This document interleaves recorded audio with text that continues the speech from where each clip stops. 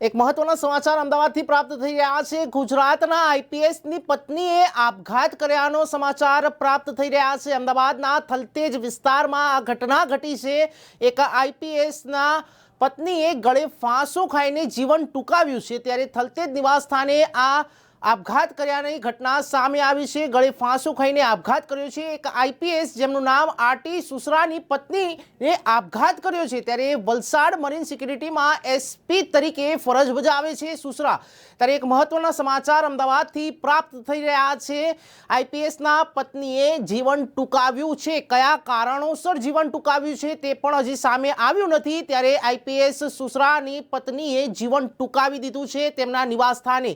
થલતેજમાં તેમનું નિવાસ સ્થાન છે। ત્યારે અંગત કારણોસર તેમને જીવન ટૂંકાવ્યું છે તેવી સૂત્રો દ્વારાથી માહિતી પ્રાપ્ત થઈ રહી છે। ત્યારે આઈપીએસના અધિકારીનો પત્નીનો આપઘાત કર્યાનો કિસ્સો અત્યારે સામે આવ્યો છે। ત્યારે અમદાવાદના થલતેજ સાંગરીલા બંગલોમાં રહેતા રાજેન સુસરાની પત્નીએ આપઘાત કર્યો છે। ત્યારે ઉચ્ચ અધિકારીઓ ઘટના સ્થળે તાત્કાલિક દોડી ગયા છે। ત્યારે અમદાવાદના ગુજરાતના આઈપીએસ ઓફિસરની પત્નીનો આપઘાત કર્યાની ચોંકાવનારી ઘટના અત્યારે સામે આવી છે। હાલમાં વલસાડમાં દરિયાઈ સુરક્ષા સંભાળી રહ્યા છે સુસરા। ત્યારે રાજન સુસરાની પત્નીએ પોતાના જ ઘરે આત્મહત્યા કરી લીધી છે। ત્યારે આઈપીએસ પત્નીના આપઘાતને લઈને પોલીસ વિભાગમાં ખળભળાટ મચી ગયો છે।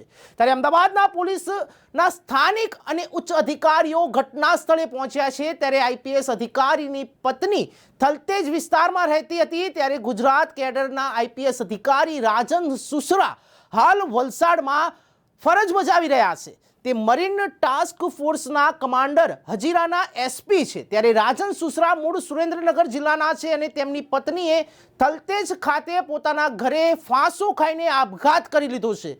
પત્ની સાલુબેન નામ સામે આવ્યું છે। ત્યારે 47 વર્ષની ઉંમર છે તેમની અને થલતેજ સ્થિત સાંગરીલા બંગલામાં રહે છે। ત્યારે સુસરા 2011માં એસપીએસમાંથી બઢતી મળ્યા બાદ આઈપીએસ અધિકારી બન્યા હતા। ત્યારે આપઘાતનું કારણ હજી જાણી શકાયું નથી। પોલીસે તપાસ શરૂ કરી છે। ત્યારે પોલીસે વધુ તપાસ આગળ હાથ ધરી છે। ત્યારે આઈપીએસ અધિકારી પત્નીની અચાનક આત્મહત્યાથી રહેતા લોકો આઘાતમાં છે। ત્યારે પત્નીની આત્મહત્યાના કેસમાં પોલીસ આઈપીએસ રાજન સુસરાની પૂછપરછ કરી શકશે। ત્યારે હવે એ જોવાનું છે કે કયા કારણોસર આઈપીએસ સુસરાની પત્નીએ આપઘાત કર્યો છે। સવાલો ઘણા બધા છે। ત્યારે તે અત્યારે હાલમાં ફરજ બજાવી રહ્યા છે। અમદાવાદમાં આ થલતેજ વિસ્તારમાં તે સ્થાયી છે। તેમના ઘરે જ તેમની પત્નીએ જીવન ટૂંકાવ્યું છે। કયા કારણોસર તેમને ગળે ફાંસો ખાઈને આપઘાત કર્યો છે, જીવન ટૂંકાવ્યું છે તે પણ હજી સામે આવ્યું નથી। ત્યારે આ સમગ્ર મામલો જે છે તે પોલીસ અત્યારે તપાસનો વિષય છે। ત્યારે પોલીસ પણ આઈપીએસ રાજન સુસરાની પૂછપરછ કરી શકશે। આપ સર્વે જાણો જ છો, પ્રાથમિક જાણકારી આપને મળેલી છે મુજબ આપણા જે વલસાડ મરીન ટાસ્ક ફોર્સમાં એસપી તરીકે રાજન ટી સુસરા સાહેબ છે, એમના પત્ની સાલુબેન છે, ઉંમર વર્ષ 47, જેઓએ અહીં થલતેજ મુકામે સાંગરીલા બંગલોઝમાં જેઓ રહે છે, એમને ગઈકાલે સાંજે મોડી રાત્રિના કે કોઈ પણ સમયે ગળે ફાંસો ખાઈને આત્મહત્યા કરી છે।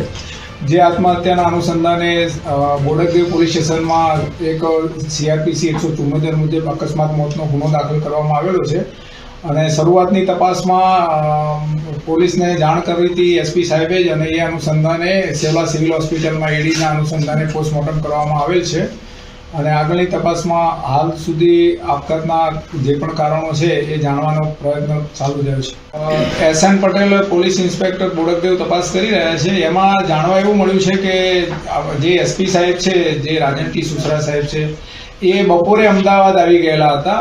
જે સુરત મુકામે કોઈ લગ્ન પ્રસંગમાં ગયેલા હોય કે ત્યાં હતા, ત્યાંથી બપોરે આવી ગયેલા અને સાહેબ જ્યારે સૂતા હતા ત્યારે મોડી રાત્રિના સાલુબેન એમના જે ધર્મપત્ની જેઓએ કરુણ મોત પોતાની જાતે નિપજાવ્યું છે, એ આવ્યા હતા ત્યારે સાહેબ સૂતા હતા અને સાહેબે સવારે ઉઠીને જોયું ત્યારે નીચેના રૂમમાં આ એમના ધર્મપત્ની છે સાલુબેન રાજન ટી સુસરા, તેઓએ ગળે ફાંસો ખાધેલી હાલતમાં જણાયા આવ્યો।